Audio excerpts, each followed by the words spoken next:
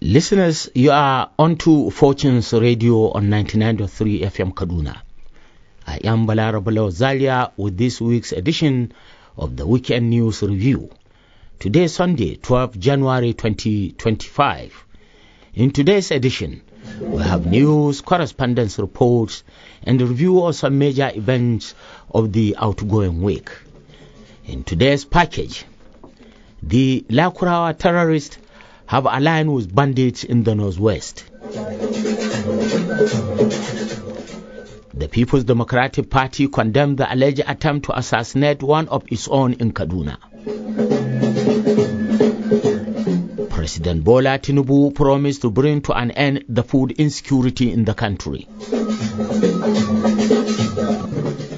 Many terrorists captured, their bases destroyed, and many killed in Zamfara.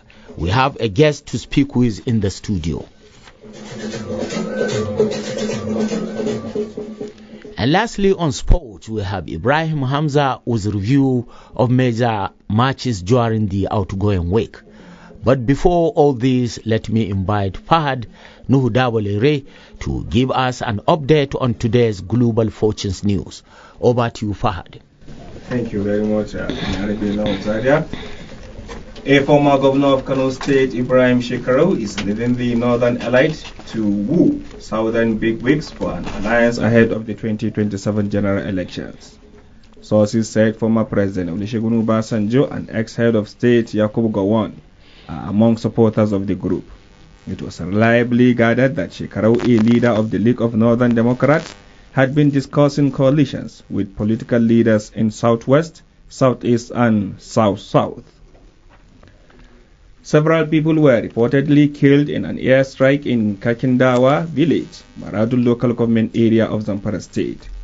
Garba Umar, a resident of the area, told the reporters that the incident occurred yesterday evening as local vigilantes were heading to assist neighbors in Tungarkara village, which had come under attack by bandits. According to Umar, the vigilante groups mobilized after receiving reports of bandits rustling livestock and attempting to abduct villagers. He alleged that 16, including his son, were killed in the airstrike. According to him, the villagers mobilized to protect their neighbors, but tragically the aircraft targeted the vigilantes instead of the flying bandits. The Chief of Army Staff, Lieutenant General Olufemi Oluyede, has approved the posting and appointment of some senior officers of the Nigerian Army to various command, staff, and instructional positions in a major shake-up in the service. A statement by the Director, Army Public Relations, Major General Oyema Nwachukwu, said the development was a move to enhance operational effectiveness and administrative efficiency. He said the redeployment involves principal staff officers at the Army headquarters, general officers commanding, corps commanders, commandants of Army training institutions, brigade commanders, and other key positions. Barely a week after killing 2 police officers, terrorists belonging to Lakurawa Group have killed 3 staff of a leading telecommunication firm. The insurgents were said to have invaded a construction site at Gunki village in Ariwo local government area of Kebbi State. It was gathered that the deceased were installing a surveillance mast for the Nigerian Immigration Service in the area when the terrorists struck and killed them and other person who is yet to be identified. Though the police report said 3 of the deceased were Airtel staff, the locals said they were immigration staffs. Over to Balarabe Zaria. Thank you very much, Fahad, for the news update. Now the review of the week's major events. Let me begin with our first report. The merger between Lakurawa and bandits in the northwest has been described as dangerous, allowing them to form such a formidable force. Our correspondent Hadi Bawas Ape engaged a public commentator, Alhaji Abdullah Yusuf, on the next line of action by the government. Alhamdulillah, the situation, the reports we are receiving from various parts of the country, more especially in the northern Nigeria and the northwest part of the northern Nigeria, is improving because the army has taken a lot of measures to tackle the Lawal and banditry in the northwest, and we have been seeing results. The Chief of General Staff, the Chief of Army Staff, collaborating with other security agencies, are tackling the insecurity in that particular area. It is a dangerous development, and it is not a dangerous development. The Nigerian army is equal to the task. They can handle them. They can beat them. We have done it outside Nigeria, and we are going to do it in Nigeria very soon. The confidence, the responses we are getting from the Nigerian army has shown they are now doing a serious job, and very soon or later the issue of Lawal and banditry will come to an end in the northern part of the country. So you have agreed with the step taken by the Nigerian military just to curb in this menace? Exactly. 99.9% agreed with the Nigerian army. They are equal to the task. But there are some reports which indicated that the military personnel have not received their allowances sometimes from their superior.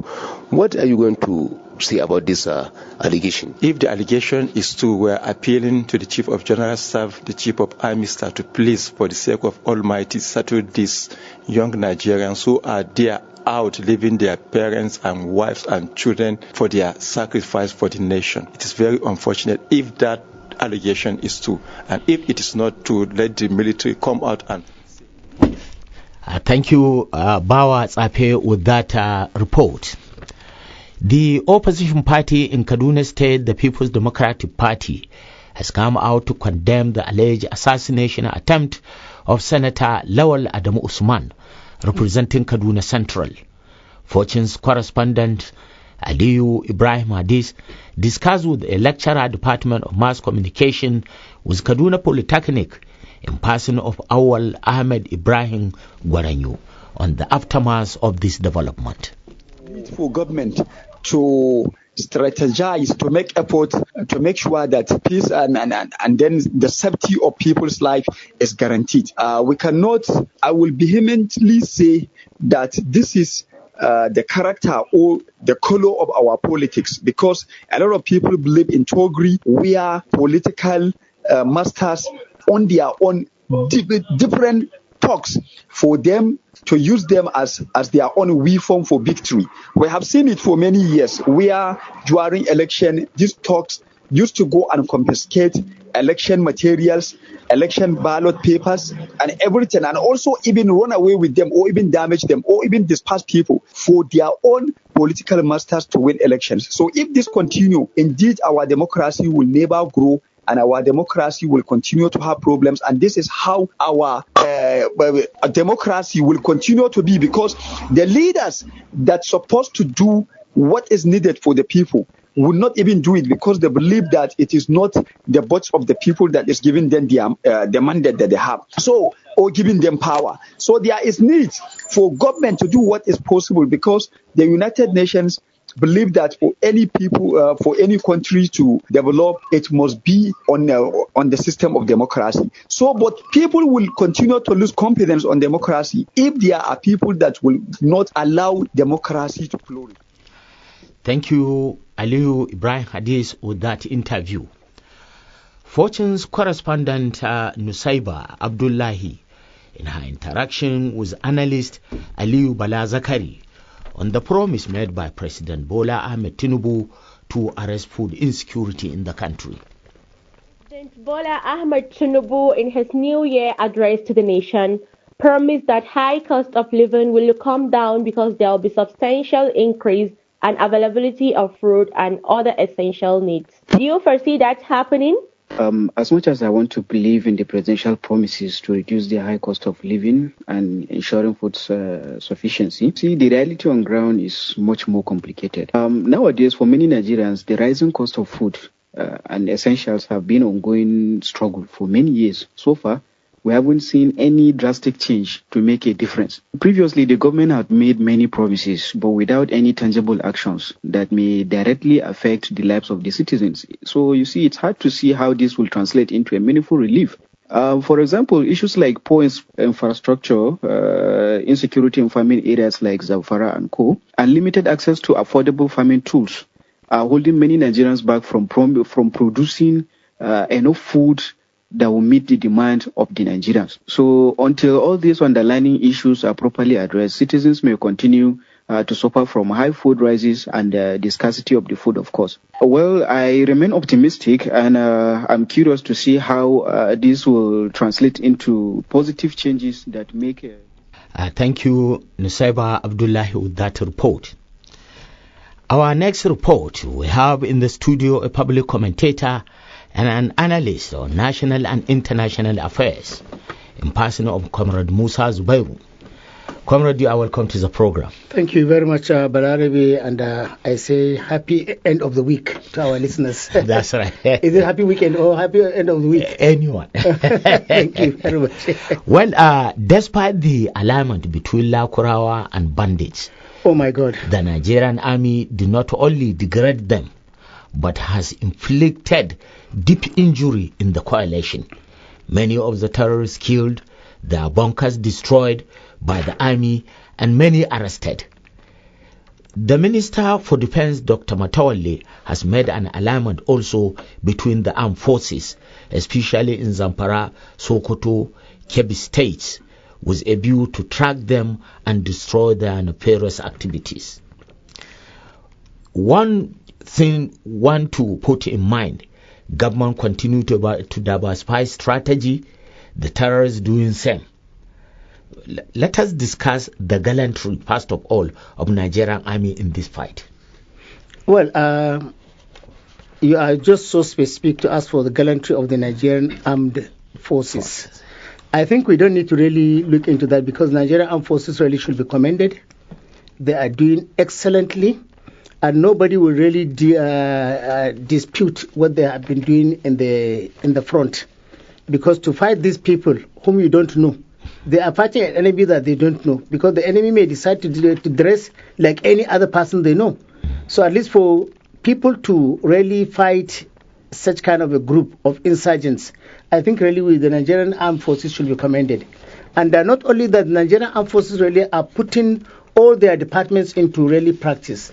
If you look at the armor are engaged, ready to fight these people. If you look at the infantry are doing their best. If you look at the artillery, if you look at the engineering, I think everything really is now becoming really useful or enforced in the Nigerian armed forces. So I think the work by the work done so far by the Nigerian armed forces to free these areas that we are talking about, the Kebbi, Zamfara, Sokoto, and parts of Kaduna and Niger states, I think really the Nigerian armed forces really are doing very well. So at least now for us really to even talk about the gallantry attitude, the gallantry nature of the war, what the Nigerian army really is doing, I think really should be commended. So what we are saying is that now let us now call on the government. Now let them complement the efforts of the Nigerian army. How do they complement the efforts of the Nigerian army? Like it's being done now.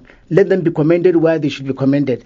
Let them be corrected where they should be corrected. There should be no abuses, and there should be no anything that will really dampen their morals in the front. So you see, for anybody in the front, fighting in the front, I think that person needs nothing less than to be encouraged. And how do you encourage these people?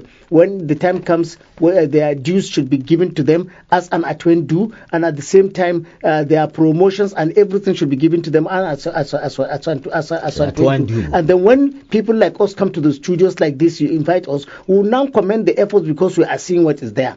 And then we are really privileged to really assess the work of these Nigerian armed forces in the front. So at least the Nigerian armed forces are doing very well, and I think the government should now really not retreat their steps. The government should do what they can to see that more encouragement is given to the Nigerian armed forces. Because you see, to fight an insurgent like these people that are really changing colors like chameleon is not easy. You are not fighting a conventional soldiers. You are fighting people that are so unconventional that people don't know the rules of the engagement.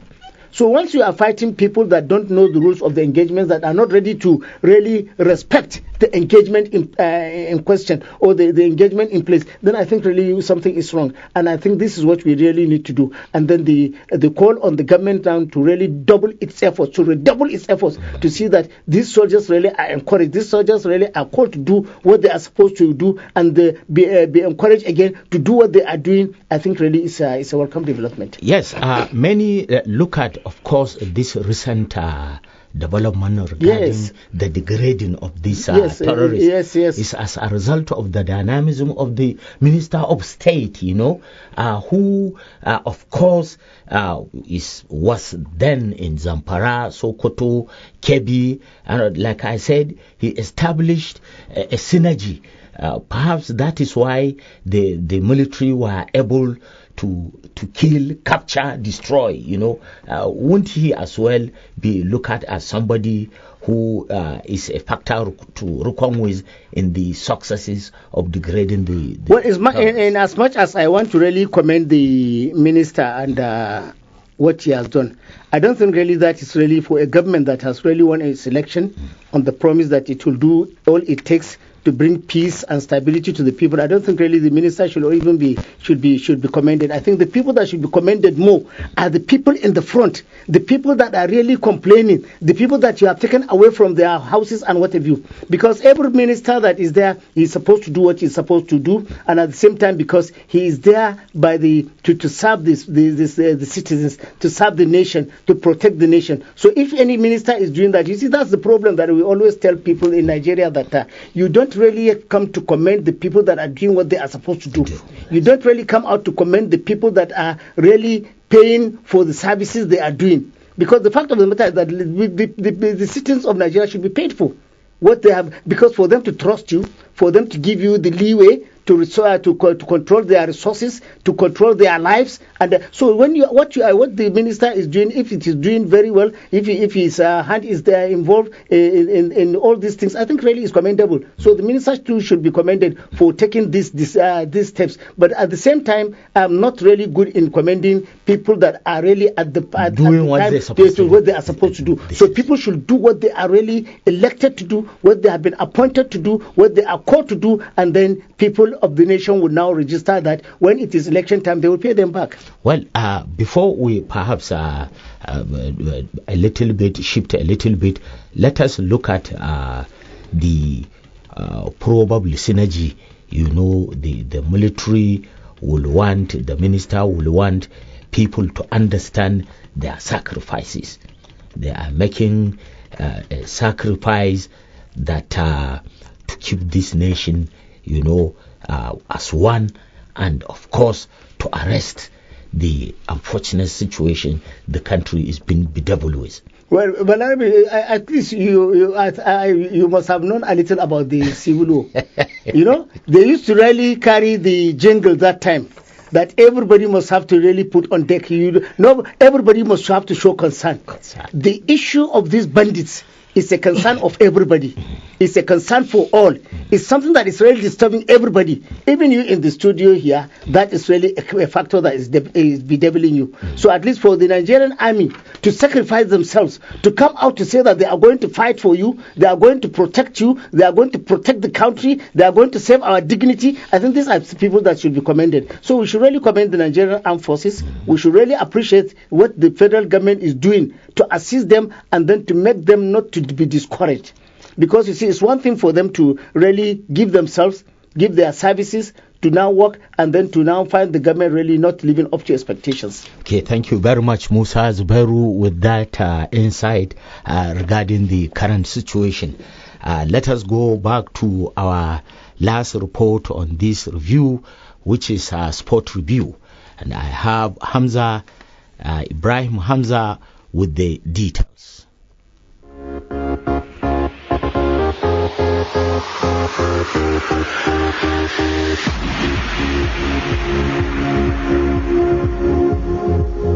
On sport today, the Nigerian Football Federation has announced the new Super Eagles coach Eric Chili. He is the former Mali coach and he is 47-year-old. Eric Chili has taken Mali to the quarter-final of African Nation Cup in the year 2023 at Ivory Coast, before they were out of the tournament by the host. Also, the Barrow FC has announced the sack of their coach, Salisu Yusuf. The announcement came after the committee has decided on his downfall. Salisu Yusuf is the former Super Eagles coach and he worked with so many clubs across the country. He served Nasarawa United, Dolphin FC and Kano Pillars. Salisu Yusuf served as the assistant coach of Super Eagles under Samson Siasia and Stephen Keshi. After that, he served Eyimba, El Kalami Warriors and the Super Eagles. In another story, the French coach Didier Deschamps has announced that he will retire after the FIFA World Cup 2026 that will hold at Canada, Mexico and America. The 56-year-old has served his country team from 2012 to date. He has taken France to win the FIFA World Cup in the year 2018 that held at Russia. He has taken France to the final 2022 Qatar final. Didier Deschamps is one of the coaches that has won the FIFA World Cup as player and as coach after Mario Zagallo and Franz Beckenbauer. Didier Deschamps is one of the coaches that has won the FIFA World Cup as player and coach after Mario Zagallo and France. Indonesia has announced the former Netherlands and Barcelona striker Patrick Kluivert as their new coach. He is 49-year-old and he has replaced Shin Tae-yu from South Korea. They bring him as a coach to take them to the 2026 FIFA World Cup that will hold at Canada, Mexico and America. Patrick Kluivert has won the UEFA Champions League with Ajax and he played Premier League with Newcastle United. Graham Potter is discussing with the management of West Ham so that he will replace Jolin Lopetegui. Potter is the former coach of Brighton Albion. He is 49-year-old. He is the former Chelsea coach that has been sacked at year 2023. Everton has sacked their coach Sandich before playing their match against Peterborough in the third round of the English FA Cup. The team has announced that their under-18 coach will take team before their new coach. David Moyes is discussing with the management of the team to take over as their new manager. In another story, the Australian Open Novak Djokovic will play against Carlos Alcaraz at the quarter-final, while Jannik Sinner and Nicolas Jarry are in the same position. That's sport for today.